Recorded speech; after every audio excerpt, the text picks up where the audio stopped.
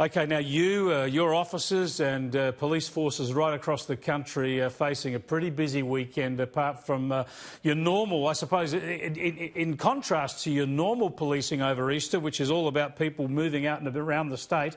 You'll be policing people to make sure they're not doing that. Just how onerous are the checks expected to be? Can people expect, for instance, just to be pulled over as they're driving on highways and roads over the Easter weekend to ask where they're from and whether they're locals or not?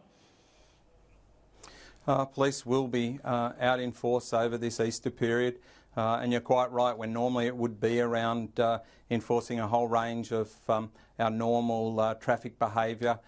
This time we're looking at those people who should not be travelling. The messages are quite clear this Easter, these school holidays. It's a time to stay home. We've made it very clear that right across country New South Wales that these people in these communities, whilst they welcome visitors, this is not the time to visit those locations, whether that's in the western part of the state or along the coastline. So we have a large amount of police, like we would any Easter break. We have police in police districts and police area commands, all focused on making sure that people do the right thing.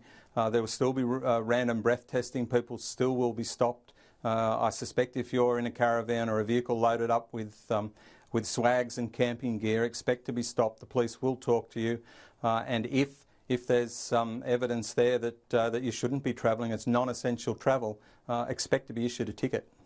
Gary, you talk about the police enforcement here. Just for some clarity, a lot of people have been asking about this, but the idea of, say, two family members getting in a car and driving across town, across a few suburbs to another family member's house to have an Easter get-together, as I understand it, that's just not on. Sorry, no Easter lunch this year. Stay with your own family at your own house. Yeah, I think that's been made very clear.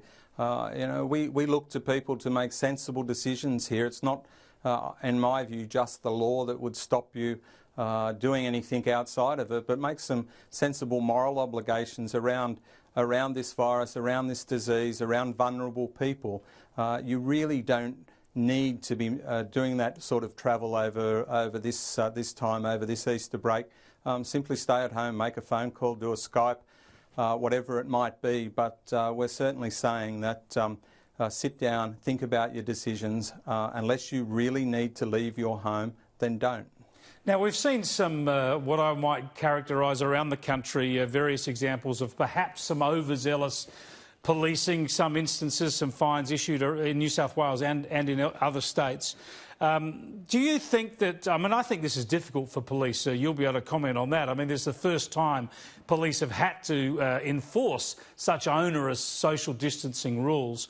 Are you satisfied that we're sort of starting to get the balance right, that people are getting used to the lay of the land and that the police are using common sense in the enforcement of these laws?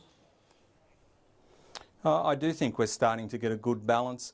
More often than not, people are being spoken to about the circumstances that the police find them in. There's been many, many more warnings and advice and guidance being provided rather than $1,000 tickets. And of course, the Commissioner has said that each and every ticket will be personally reviewed as these days go on. So the powers are strong. There is no doubt about this. But the position that we find ourselves in, it requires police to make sure people comply, to make everyone a part of the solution to this problem that we're in. Now, just one out of left field, we've had breaking news in the last hour that the NRL is hoping to get its competition up and running in some form late next month. Now, whether they're going to have some remote bases or which states they're going to play in, we don't know any of that, but presumably they're going to need to consult widely, and including with police, about exactly what sort of arrangements they hope to put in place. Do you know whether any of those discussions have started? I'm not aware of any of those discussions. I think people, or the majority of people right across New South Wales, would dearly like to see some of those sports like rugby league start up again. But of course, there's no doubt that won't happen until it's safe to do so, until people right across the community need to understand that this is a very complex. It's a crisis situation. It requires people to come together at this time to make sure that we can get through and flatten this curve in the shortest possible time.